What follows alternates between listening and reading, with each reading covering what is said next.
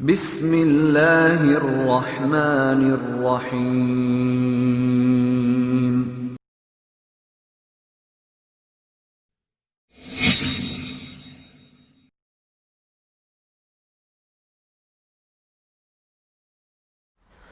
بسم اللہ الرحمن الرحیم ان الحمد للہ وحدہ والصلاة والسلام علی من لا نبی بعد وبعد فقد قال النبی صلی اللہ علیہ وسلم وعن انس قال قال رسول اللہ صلی اللہ علیہ وسلم کل بنی آدم خطاء وخیر خطائین التوابون۔ برادران اسلام، تمام تعریفات اس اللہ کے لیے ہے جس نے اس سنسار کو، اس کائنات کو رچایا۔ درود و سلام کا نزول ہو اس آخری سندیشتہ جناب محمد صلی اللہ علیہ وسلم لے، جس نے ایک ایشور کی بات اس دنیا کے اندر سب کے سامنے پھیلایا۔ اللہم صلی وسلم وبارک علیہ۔ ناظرین کرام، ہم منس ہے، ایشور نے اس سنسار کے اندر ہمیں رچایا ہے اس لیے کہ منس ایک ایشور کی عبادت کرے۔ تو اس منس سے غلطی بھی ہو سکتی ہے، کیونکہ منس گناہوں کا کٹ پتلا ہے۔ ہم فرشتے نہیں ہیں کہ ہم گناہ نہیں کر سکتے ہیں، ہم پاپ نہیں کر سکتے ہیں۔ ہم انسان ہیں، ہم پاپ کر سکتے ہیں، لیکن اللہ کے سندیشتہ جناب محمد الرسول اللہ صلی اللہ علیہ وسلم نے ہمیں یہ آدیش دیا ہے کہ ہم پاپ کرتے ہیں تو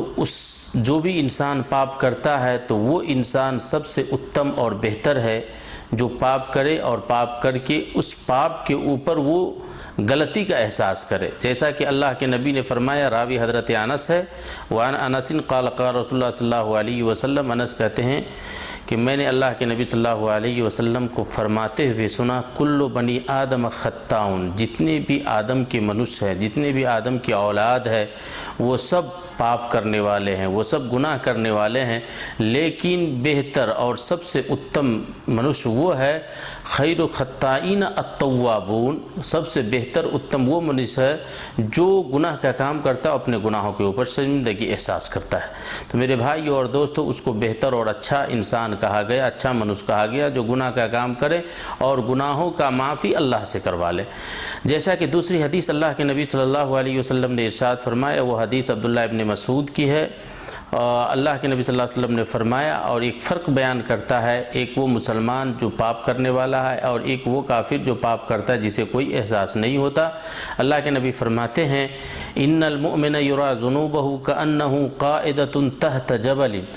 ان یقع علیہ یخاف ان یقع علیہ وان الفاجر یری ذنوبہ کذباب مر علی انفہ۔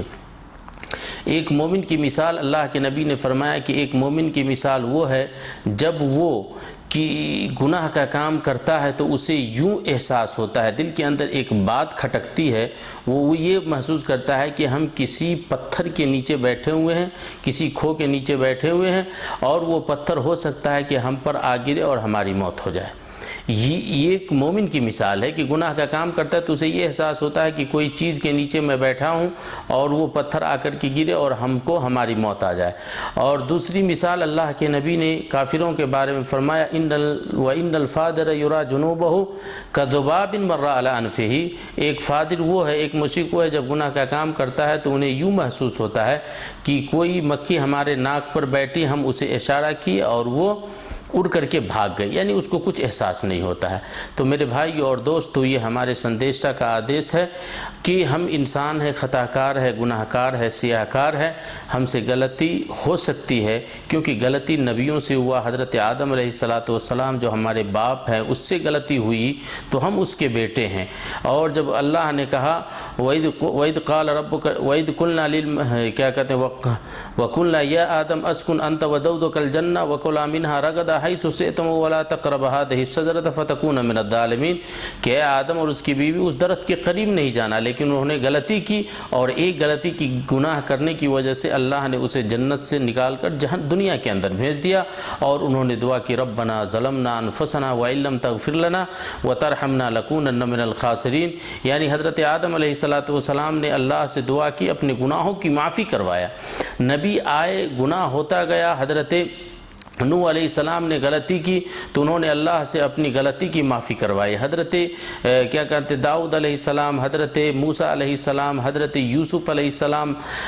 نے گناہ کی تو اللہ سے معافی کروایا، لا الہ الا انت سبحانک انی کنت من الظالمین۔ اسی طریقے سے اللہ کے نبی صلی اللہ علیہ وسلم نے اپنے دوست حضرت ابو بکر کو کہا اللہم انی ظلمت نفسی ظلما کثیرا ولا یغفر الذنوب الا انت فاغفر لی مغفرۃ من عندک وارحمنی انک انت الغفور الرحیم، یہ دعا سکھلائی، یعنی گناہوں کو ختم کرنے، کیونکہ ہم انسان ہیں، گناہوں کا کٹ پتلا ہے، تو اس لیے ہمیں چاہیے کہ ہم غلطی کرتے ہیں اللہ سے اپنی غلطی کی معافی کروائیں، اور مختصر طور پہ اس کے لیے کچھ شروط ہیں جو دعا کریں گے اللہ سے تو قبولیت کا کچھ شرط ہے۔ سب سے پہلی شرط یہ ہے کہ ہمارے لیے اخلاص ہونا چاہیے، اخلاص کے ساتھ ہم اللہ سے اپنے گناہوں کی معافی کروائیں، پہلی چیز اخلاص ہونی چاہیے، دوسری چیز ندامت اور شرمندگی، یعنی جو ہم غلطی کیے اس کے اوپر ہم اپنے آپ کو غلط احساس کریں، ندامت اور شرمندگی برتیں، اور تیسری چیز یہ ہے کہ ترک معاصی، یعنی ہم اس چیز کو دوبارہ نہ کریں، اس غلطی کو، اس گناہ کو، اس پاپ کو ہم دوبارہ نہیں کریں، یہ تیسری چیز ہوئی جو دعا کی قبولیت کی شرط ہے۔ اور چوتھی چیز یہ ہے کہ مستقبل میں اللہ سے نہ کرنے کا عزم کریں، یعنی وعدہ اللہ سے کریں کہ ہم یہ چیز نہیں کریں گے، اور پانچویں چیز یہ ہے کہ اس وقت تک آپ توبہ کر لیں